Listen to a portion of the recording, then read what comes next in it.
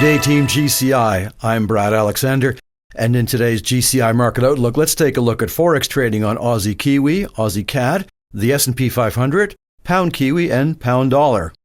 Last time we were looking at a long trade on Pound Dollar after the BOE interest rate decision, and look what happened.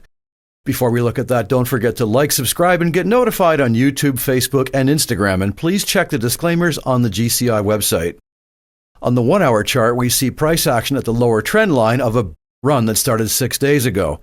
However, be aware that this technical indication is not shared on every time frame. For example, on the 4-hour Pound Dollar chart, we see an overbought stochastic oscillator, but it is clearly not convinced of a downturn, and MACD is looking bullish still.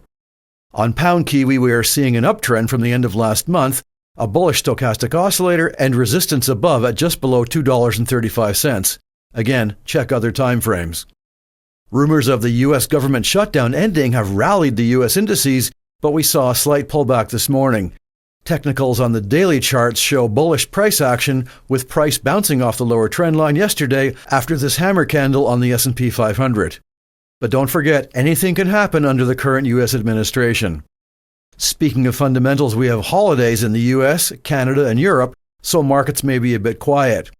Thursday and Friday will be quite important for the U.S. Federal Reserve, as we have lots of CPI, PPI, and retail sales data coming out, and this will affect the U.S. dollar, gold, and silver.